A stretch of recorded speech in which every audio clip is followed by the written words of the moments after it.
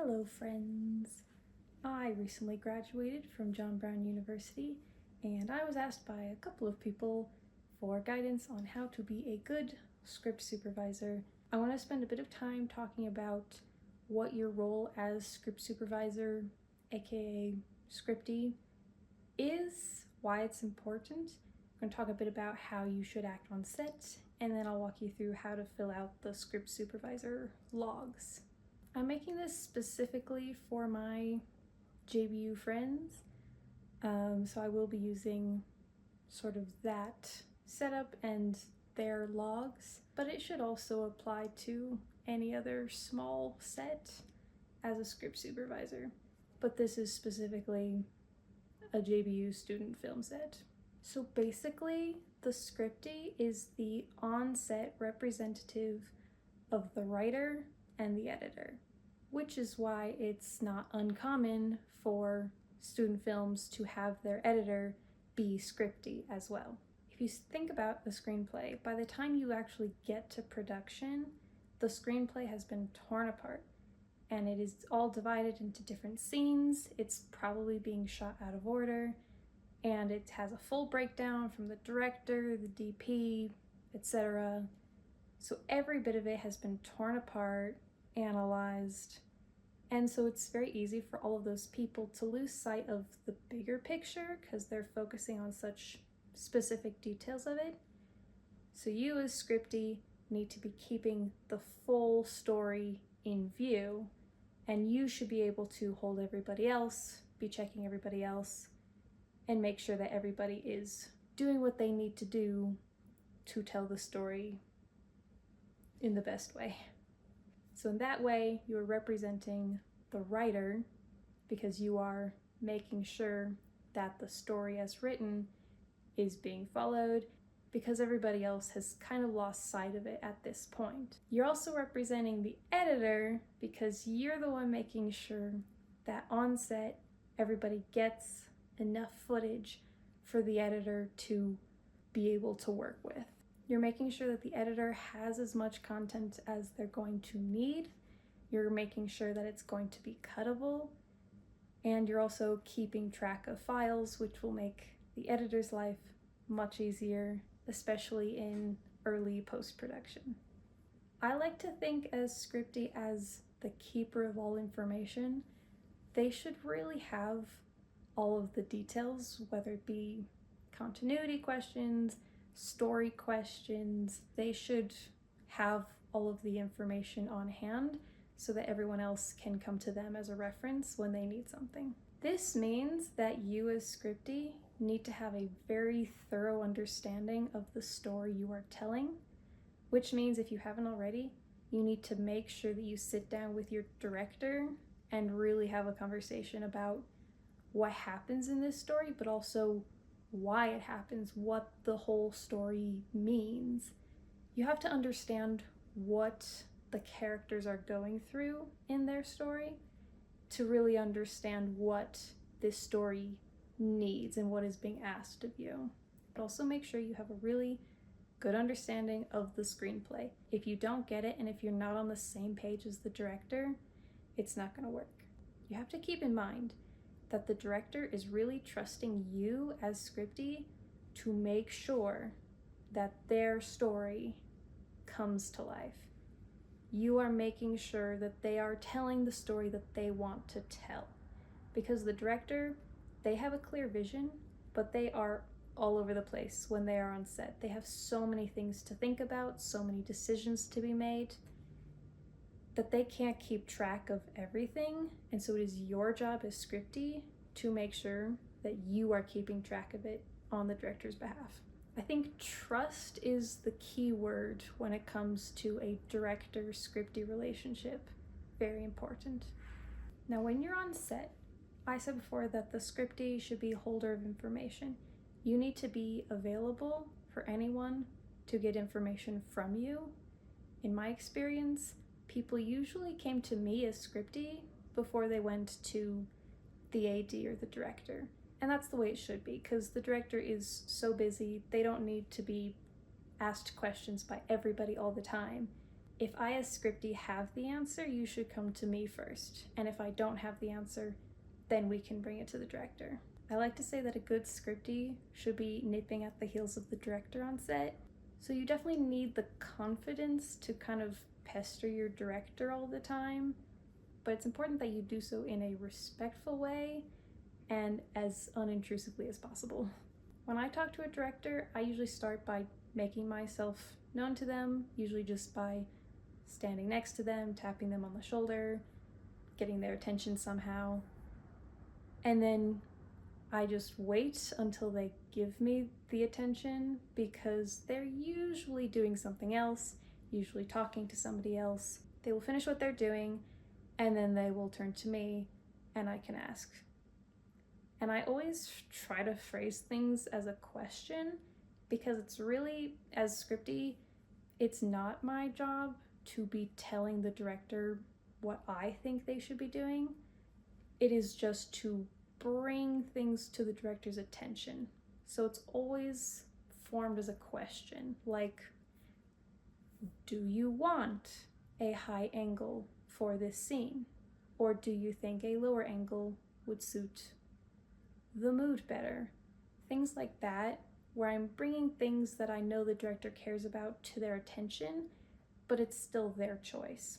And it's important that you really know what you're saying before you approach the director, because again, they don't have time to waste. So you need to be direct, you need to be to the point, very succinct, ask your question simply, get an answer, walk away. I also usually try to talk kind of quietly, just because usually the things I'm asking could come across like I'm questioning the director's artistic vision, and that's not the goal.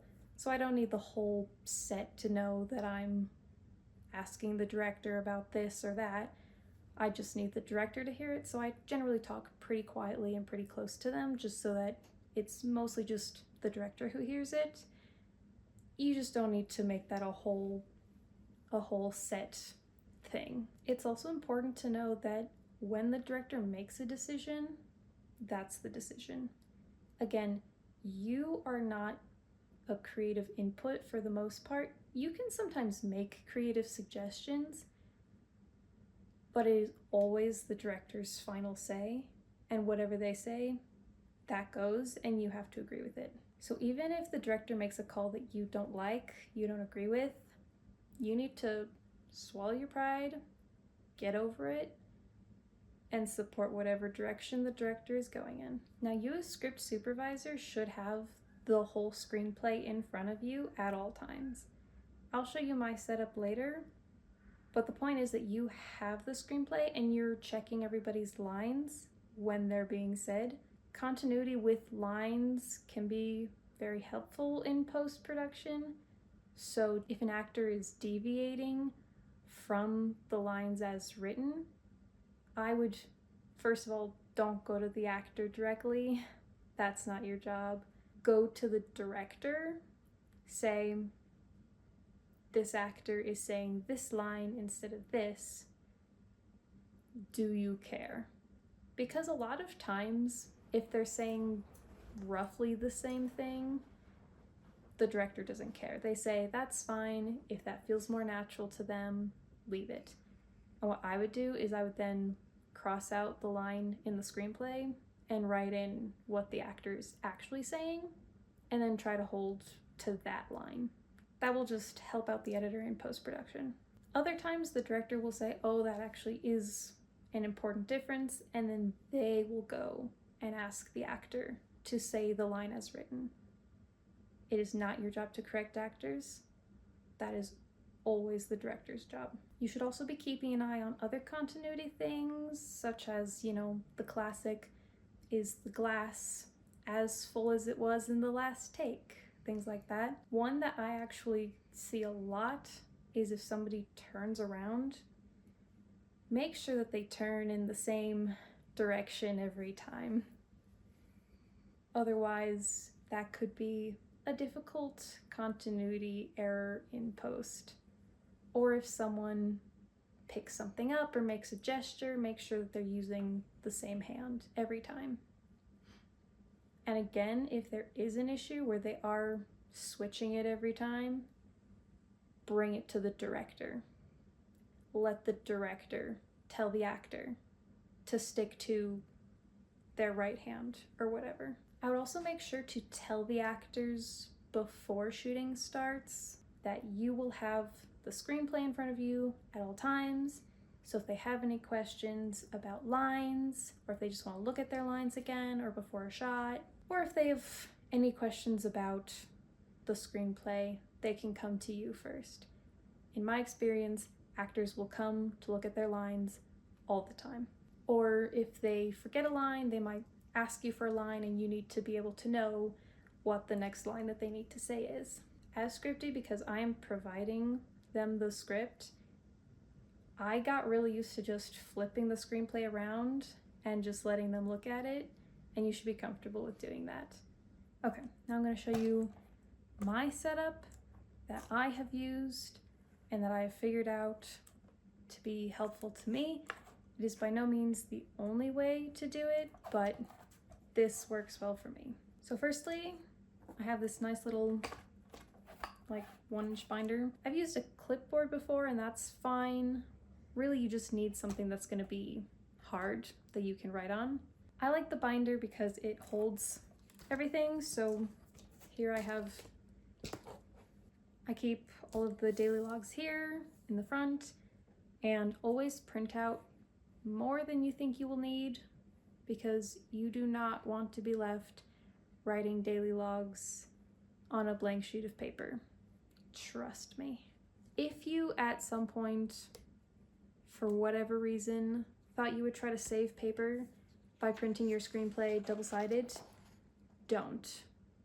We are film majors. We do not believe in saving paper. But you're gonna want this side blank. I will get to that in a moment.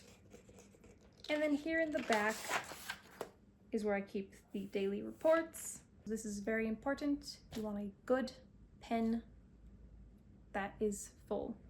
And you want a second one on standby. Always have 2 pens. What I generally do is I take my daily log and I clip it to the left side. This just means that I'm going to be able to fill out my log and look at the screenplay at the same time. You don't want to have to constantly be flipping back and forth. It's a pain. And again, you want these to reference so that when you're on set, you have it. Somebody asks to see the screenplay, they can just see it. I also have 3 of them because if you're indoors, you probably only need 1. But if you are outside, sometimes it gets windy and these pages start flapping around all over the place. And not only is that terribly inconvenient, it's also going to not do any favors to your audio. So I have been in situations where I want these extra clips to just keep everything down and make sure that the pages are not going anywhere. It's probably a good idea to put the title of the production on the front. I have never bothered, but it's probably a good idea. Depending on the production, you might need different things. So for instance, in this film, there were a lot of match cuts written into the story. So after the first weekend of filming, I would take a screenshot of the beginning and ending frame of like every setup, and I just had all of them just taped right here in order and labeled as which scene.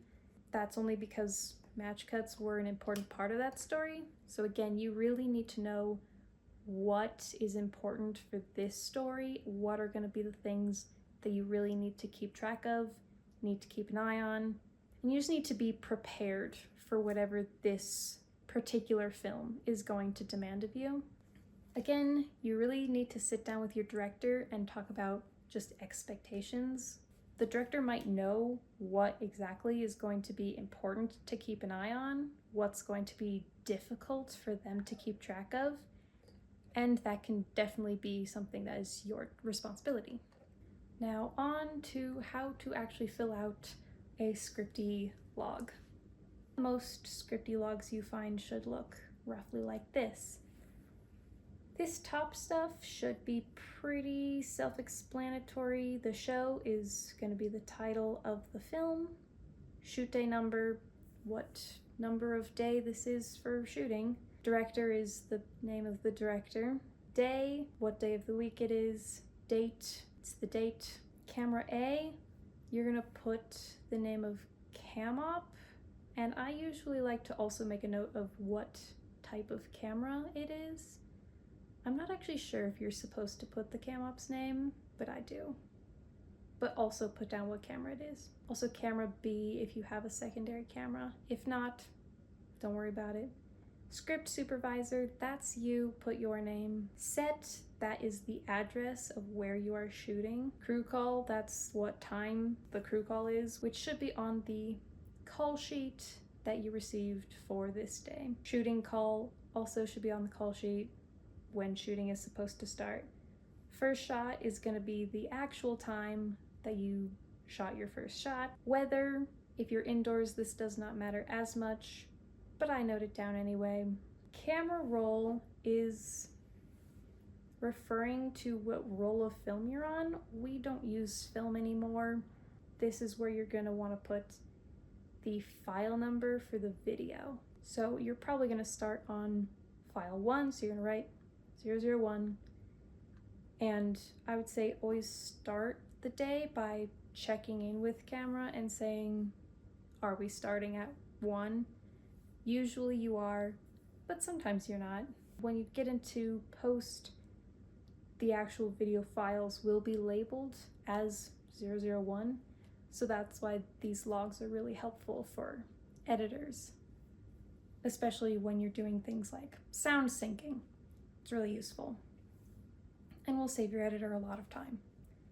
Scene and take are going to be what is on the slate. So for instance, if we're starting on scene 5 today, I'm going to put 5 alpha, which just means scene 5. Alpha means the first setup of scene 5, and take 1. If we do another take, it'll be take 2, etc. I said that it was going to be the same as what's on the slate, and it should be, but don't rely on the slate to be getting it right. In my experience, second AC is usually coming to me and asking what we're on, which again, you should be holder of information. You should know what should be going on the slate. So yes, the logs should match the slate, but really it's the slate that should match the logs. Sound, much like camera, is going to be the file number, which again will probably start on 001, but check in with audio first. Print, so we don't really use this anymore because this is from film days where if it was good, they'd say print it. We don't print film anymore, but I still use this sometimes just to mark if a take was good or not. So if a director makes a comment like, oh, that take was really good, or usually after we're done with a certain setup, I'll ask the director which of those was your favorite, that sort of thing, and I'll mark that one with like a G for good. That's what I do. Or if there was a problem with the take, I'll put NG, not good, and that can just be like a quick indication that this take was not the best. And then in the description, I'll also note why it was not best, because that doesn't mean it was unusable. Time, you don't have to put time for every take, but periodically you should note down what time it is when you started the take, and this will just help to keep track of your progress through the day, especially for like a producer. They can see how long you took on each scene and setup and that sort of thing. Lens is going to be the lens length, so you can probably just take a glance at the lens on the camera and just see it's written right on the side. If for some reason you're not in a position to be able to see it, then just ask camera or AD or whoever, are we on a 50? And you'll get an answer. Page credit just means what page in the screenplay is this, and that'll just help you keep track of where you are in the story. Shot description, there are a few important things that you need to have in your shot description that will make the editor's life easier. First of all, you need to say what kind of shot it is. So like medium close-up, and just use the acronym. So close-up would be CU. Close-up, and then I'll just do a dash, and then I like to put which character it is. That's really helpful. That'll be helpful in post for an editor to be able to quickly say, oh, what I want is a close-up of character, and then they can quickly reference the notes and see that they have that and see where it is. But it's also helpful on set to know, because you might be in a situation where you're saying, do we have enough coverage? Do we have a close-up of this character? And you want to be able to quickly look back and say, oh, we do. We got that. And then you can also include anything else that you think would be useful to know. So for instance, I said that if a shot is not good, I would make a note about why it's not good. So it might be incomplete. You know, someone messed up their lines halfway through and we cut. Or it could be like bad audio. That's useful to know. Or if there's like a camera move, that could be useful. So you could make a note of like dolly or pan, whatever. Now, as you continue, camera roll and sound should go fairly in order, but it is good to check in with the camera department and the sound department periodically just to make sure that you're still on track. Sometimes it happens where there is a scratch take and they just didn't tell you or they didn't notice, and you definitely want to catch that sooner rather than later. So every once in a while, just check in, make sure that what is happening on the files is still the same as what is happening in your logs. The way you want to phrase this is going on the next number. So for instance, in this situation, we just finished this first shot, so our next one should be 2. So I would go over to sound and say, going on 2, and they would check and they'd say, yep, we're going on 2. And again, that means that this next shot will be file number 2. Camera is the same thing. Camera is usually harder to check in with because they are always busy. For lens and page credit, these are usually gonna stay the same for long periods of time.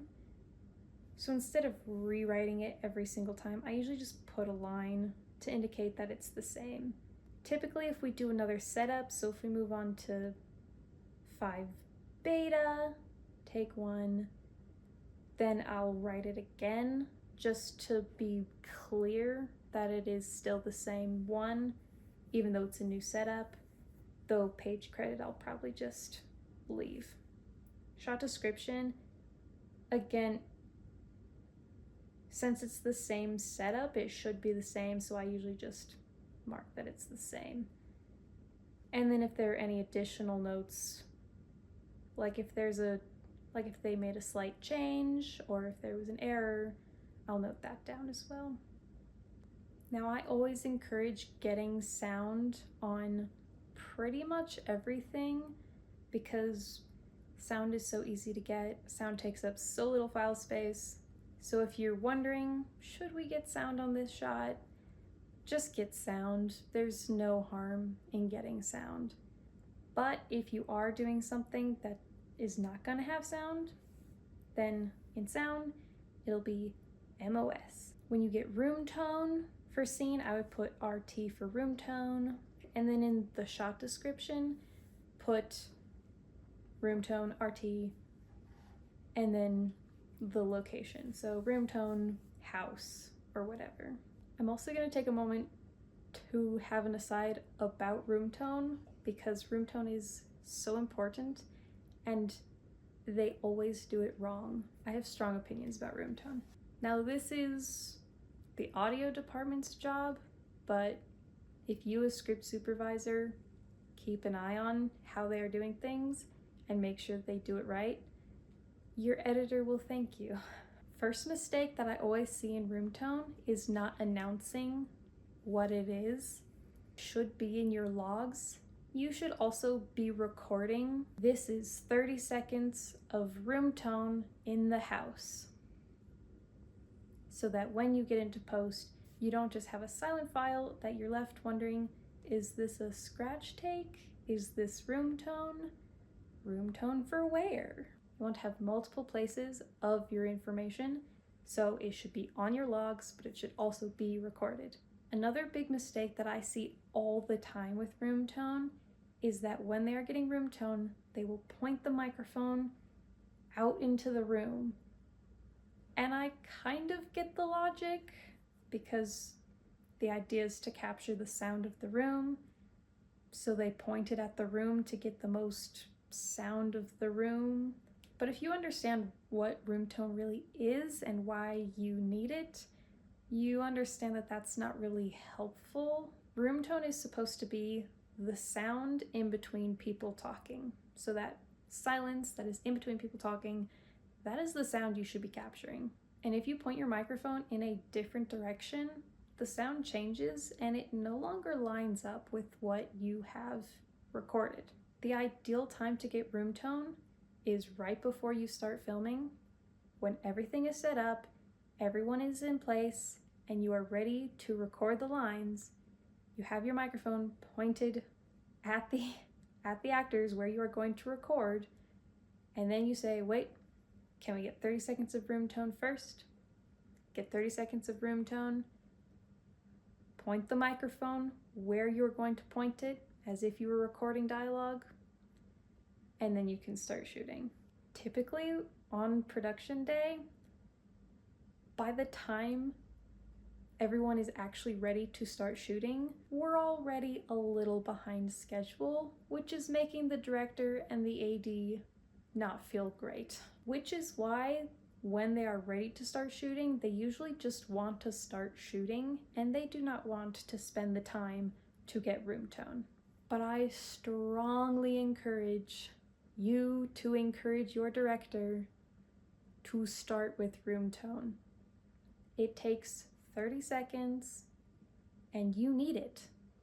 And if you push it to the end of the day, what happens is it gets forgotten, probably. And if it doesn't get forgotten, it's probably after actors have already left, the equipment is already getting packed up, which changes the way that the audio sounds. I have worked on lots of sets before where they've waited till the end until everything was cleared out, and that room tone was totally unusable because it just sounded totally different. I highly recommend getting room tone again, even if it's the same place, but if it's a different day. If you're shooting in the morning, especially if you're shooting outside, definitely get room tone at the beginning and at the end. If shooting starts in the morning and you get room tone, there are birds. And if shooting ends like noon, there are not birds anymore. And room tone is totally different. Also, if the setup changes dramatically, for instance, we shot a scene in a space and then we put up this big white sheet and that heavily dampened sound. So I said, let's get another room tone. That is all for my room tone spiel. Personally, I like to line my screenplay. Having a line screenplay can be really helpful for if you want to see, like, did we get enough coverage of this scene? You could really at a glance say, oh yeah, we definitely got a lot of coverage, or we did not get enough coverage. And it's so easy that I highly recommend just doing it. I've never really bothered to do the whole like ruler thing, but you could throw a ruler into here and do it properly. Probably a good idea, I just never have. And if you do line screenplay, you're pretty much just gonna put like, so for instance, this is scene 6, I'm gonna put 6 alpha. I'm gonna put a line there, and then I'm gonna draw a line, and then I'm gonna draw another line. That's just like wherever that take ended. And I don't do it for every take, but I do it for every setup. And this is something you do at the end of every day. It might be script supervisor's job, it might be the AD's job, so just talk to your AD about what work you are expected to do and what they're gonna do. It's pretty straightforward. A lot of this information is already on your scripty sheet. Production company, that's gonna be, if you're from JBU, JBU Film, date, duh. All of this is the same. Everybody's roles. Lunch, when you take lunch, note it down. Put it in your log. Note it down, because you're gonna wanna know it here, and you're not gonna remember, so just put it in your log, break for lunch. Just do it. UMP, we don't really have that on student films, so don't worry about it. Script total, again, self-explanatory, how many scenes there are in the script, how many scenes you shot today, how many you shot previously, total remaining. And I will tell you, it is very satisfying when that total remaining turns into a 0. Once I fill out the rest of the report, I usually go find the director, and then I just say, do you have any notes for the day? And I summarize, things that were good. We wrapped early. If somebody stepped into another role, I'll note this person needs to be credited as second AC, whatever, just so that for future reference, you will know. Once you've filled out the report, you're gonna hand that off to the AD. They will probably hand it off to your executive producer. That is all from me. I hope this was somewhat helpful. This setup isn't gonna work for everybody. Not every director wants you to be pestering them, but hopefully this is a good starting point on how to be a decent script supervisor. If you have any further questions, let me know.